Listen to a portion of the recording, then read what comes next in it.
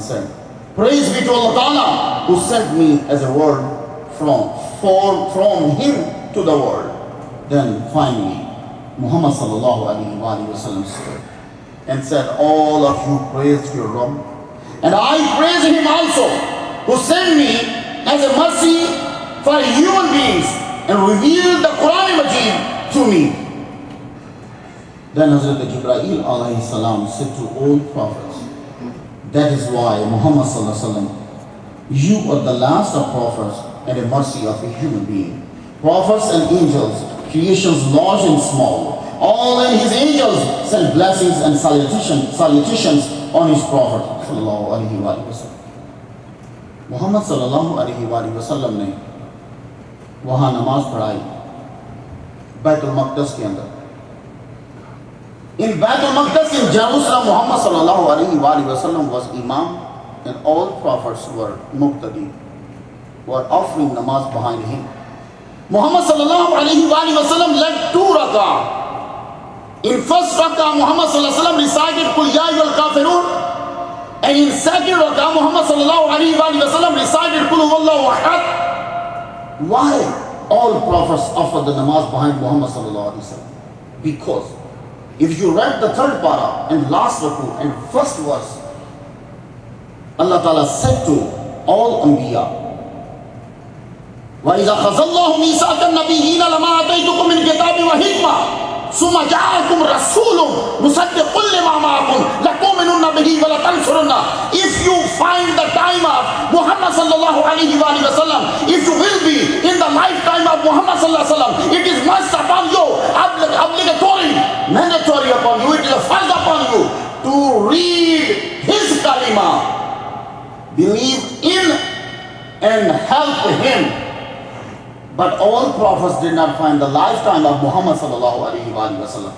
So in the night journey, when Muhammad sallallahu alaihi wasallam was coming from Makkah to Jerusalem, in Jerusalem Allah Ta'ala gathered all prophets and said, offer namaz behind Muhammad sallallahu alaihi wasallam. It will be announcement that we all recite the kalima, we all believe that Muhammad sallallahu alaihi wasallam is our leader. Muhammad sallallahu alaihi wasallam led in prayer, and all prophets offered the namaz according to the sharia of Muhammad sallallahu alaihi wasallam. Hazrat Adam alayhi salam did not offer namaz according to his sharia, he offered the namaz according to sharia of Muhammad sallallahu alaihi wasallam. And Muhammad sallallahu alaihi wasallam recited the Surah Fatiha, but no one recited Surah Fatiha behind Muhammad sallallahu alaihi wasallam, because only Muhammad sallallahu alaihi wasallam is, Allah Ta'ala gave Surah Fatiha to him. سارے انبیاء نے ان کے پیچھے نماز بیت المقدس میں پڑھی. یہ اس بات کا اعلان ہے, آپ ہمارے لیڈر ہو, آج سے ہماری شریعتیں ختم. شریعت چلے گی تو محمد صلی اللہ علیہ وسلم کی شریعت چلے گی. حضور صلی اللہ علیہ وآلہ وسلم کے لیے بہت شاندار سواری تھی, اور نبی اپنی رفتار سے گئے اور آئے تھے. اس کی دلیل یہ ہے, نبیوں کی رفتار جو نبوت کی رفتار ہے وہ سواری کی رفتار سے تیز ہوتی ہے. آپ نے قرآن مجید پڑھا ہے, قرآن مجید میں حضرت سلیمان علیہ السلام کا واقعہ ہے. آپ نے کہا کہ کون تخت لے کر آئے گا, تو ان میں سے ایک آدمی بیٹھا ہوا بولا, آصف ابن برقیہ, کہ میں لے کر آؤں گا, آنکھ جھپکنے سے پہلے لے کر آؤں گا. تو وہ بغیر کسی سواری کے, بغیر کسی شے کے گئے بھی اور آئے بھی. یہ ہوتی ہے روحانی پاور. تو جتنے نبی ہیں 1,23,999 نبی, وہ اپنی رفتار سے جا رہے ہیں جس رفتار سے آصف ابن برقیہ گئے. اس لیے بدتمیزی کرنے کی نیٹ پہ ضرورت نہیں ہے, نبی کی حدیثوں کا مذاق اڑانے کی ضرورت نہیں ہے, قرآن پڑھنے کی ضرورت ہے اور جہالت کا اعتراف کرنے کی ضرورت ہے. کہ آصف ابن برقیہ گئے اور آئے, اگر ان پہ کوئی اعتراض نہیں ہے, باڈی سمیت گئے اور آئے اور غائب بھی نہیں ہوئے. اسی طرح سارے انبیاء جو ہیں وہ جا رہے ہیں اپنی رفتار سے, لیکن نبی جو ہے وہ چیف گیسٹ ہیں, محمد صلی اللہ علیہ وسلم سردار ہیں, ان کے لیے سواری بھیجی جا رہی ہے, اور سواری کو پہلے سے پیدا کر دیا گیا. آپ نے اگر اسٹڈی کی ہو تو آپ کو معلوم ہوگا کہ آدم علیہ السلام کی تخلیق سے 2 دن پہلے اللہ نے گھوڑا پیدا کر دیا تھا. آدم علیہ السلام کو 2 دن بعد پیدا کیا, گھوڑا 2 دن پہلے پیدا کیا. کیوں؟ اس لیے کہ سواری پہلے ہوتی ہے, بعد میں اسے بلایا جاتا ہے. تو سواری پہلے سے جنت میں موجود ہے. بلایا گیا، جاؤ سواری لے کر جاؤ۔ ہمارے نبی محمد صلی اللہ علیہ وآلہ وسلم اس سواری پہ بیٹھے ہیں، اور سواری کا نام براق رکھنا اس بات پہ دال ہے کہ کسی جانب اشارہ ہے۔ آج آپ کو زمین کے میدان سے نکلنے کے لیے رفتار چاہیے ہوتی ہے، ہیوسٹن والے زیادہ واقف ہیں کیونکہ آپ کے قریب ناسا پڑتا ہے۔ آپ کو زمین کے میدان سے نکلنے کے لیے رفتار چاہیے کہ زمین کے میدان سے نکل جاؤ۔ محمد صلی اللہ علیہ وآلہ وسلم کو جو سواری دی گئی، اب اس کی رفتار کتنی ہے؟ لفظ ڈیجٹس میں آپ کی تحقیق میں بتا سکتا ہوں، ورنہ اس سے بھی مجھے زیادہ لگتی ہے، 1,86,000 مائل پر سیکنڈ۔ محمد صلی اللہ علیہ وآلہ وسلم کی یہی رفتار ہو سکتی ہے، کیونکہ یادہ و خطوہ، یہ جو یادہ و خطوہ ہو اکثر طرفی ہی ہے، اس کا ترجمہ 1,86,000 مائل پر سیکنڈ سے کم ہو ہی نہیں سکتا۔ اور محمد صلی اللہ علیہ وسلم اگر اس رفتار سے سفر کریں تو سڈنلی وہ یروشلم میں پہنچیں گے۔ تو یہ صرف میں ہی نہیں کہتا، یہ بائبل بھی کہتی ہے۔ بائبل نے ہمارے نبی محمد صلی اللہ علیہ وسلم کے معراج کا تذکرہ یوں کیا، یہ میلاکائے اس کو بولتے ہیں، اس کا پروننسیشن میلاکائے ہے۔ میلاکائے کے چیپٹر 3 کی پہلی سائن ہے، لک I am sending my messenger and he must clear up a way before me, and suddenly there will come to his temple. Suddenly سبحان الذی اسری بعبدہ لیلا من المسجد الحرام الى المسجد الاقصی۔ وہ لیلن، اب کسی نے عربی پڑھی ہو تو لیلن کے اوپر جو 2 زبریں ہیں وہ یہ بتلاتی ہیں کہ یہ سفر سڈنلی ہوا اور تھوڑے سے وقت میں ہوا۔ اب دیکھیے، پہلا یہ ہے کہ ول، دوسرا سڈنلی، تیسرا ہز ٹیمپل۔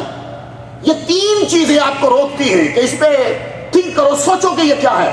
ول یا مستقبل میں ہوگا، سڈنلی، کوئکلی، وہ کوئکلی ٹیمپل میں پہنچے گا۔ اب ٹیمپل کون سا ہے؟ تو کعبہ کے پیپل نے، the Meccans did not use this word for خانہ کعبہ۔ ٹیمپل جو ہے وہ عیسائی ہی اپنے جیروسلم کے لیے یوز کرتے ہیں۔ تو میلاکائے کے اندر واضح ہو گیا کہ محمد صلی اللہ علیہ وآلہ وسلم یہ ہیں کہ جو بعد میں آئیں گے اور سڈنلی ہز ٹیمپل، ان کے ٹیمپل میں جو ہے وہ پہنچیں گے۔ تو محمد صلی اللہ علیہ وآلہ وسلم نے اتنی تیزی سے سفر کیا، تھوڑے سے وقفے میں وہاں وہ جیروسلم میں وہاں پہنچے۔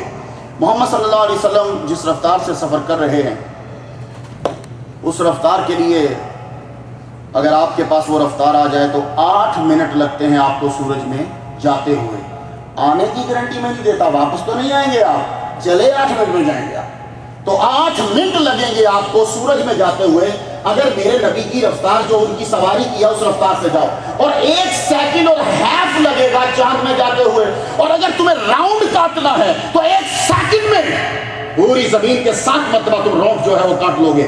یہ میرے محمد صلی اللہ علیہ وسلم کی سواری کی رفتار ہے۔ محمد صلی اللہ علیہ وسلم کی رفتار کا تو عالم کیا ہے، وہ تو نبوت کی رفتار، بجلی کی رفتار سے تیز تر ہے۔ محمد صلی اللہ علیہ وآلہ وسلم، آپ کو آخری بات سن لیجئے کہ وہ جو بھی آپ نے سنا مسلم میں، محمد صلی اللہ علیہ وسلم said, he took out my heart and washed it with zamzam۔ یہ چیزیں تو وہ دھوئی جاتی ہیں کہ جو پلیت ہوتی ہیں، جو صاف نہیں ہوتی۔ میرا نبی کیوں کہہ رہا ہے کہ میرے دل کو دھویا گیا؟ تو کوئی کھڑا ہو کے کہے گا ہاں نعوذ باللہ نعوذ باللہ نعوذ باللہ، دھویا تو جاتا ہے، اب اس جبے کو دھوئیں گے یہ گندا ہوگا، ہاتھ دھوئیں گے گندے ہوں گے۔ تو میرے نبی صلی اللہ علیہ وسلم کے دل کو نکالا گیا، نعوذ باللہ، کیا گندا تھا؟ نہیں، میرا یہ دعویٰ ہے محمد صلی اللہ علیہ وسلم سے بڑھ کر، دل سے بڑھ کر کوئی پاکیزہ چیز دنیا میں ہے ہی نہیں۔ اب دلیل ملاحظہ کیجیے، یہ قرآن ہے، قرآن، ہم قرآن بولتے ہیں، قرآن ہے یہ۔ اس قرآن کو ہم انڈیا میں، پاکستان میں، بنگلہ دیش میں جو غریب لوگ ہیں وہی عزت کرتے دین کی، امیروں کے پاس تو ٹائم نہیں ہوتا عزت کرنے کا۔ تو غریب لوگ کیا کرتے ہیں؟ قرآن مجید کو چولی میں رکھتے ہیں، غلاف میں رکھتے ہیں، ایک کپڑا لیتے ہیں، صاف کپڑے کے اندر سی کر قرآن مجید اس کے اندر رکھتے ہیں۔ یہ بھی جو اوپر لگایا ہے یہ بھی صاف، اور اس کے اندر قرآن رکھتی ہے۔ یہ گدا صاف، اس کے اندر قرآن رکھتی ہے۔ آپ لوگ جب قرآن مجید رکھتے ہو تو صاف غلاف لیتے ہو، یہ غلاف ہے.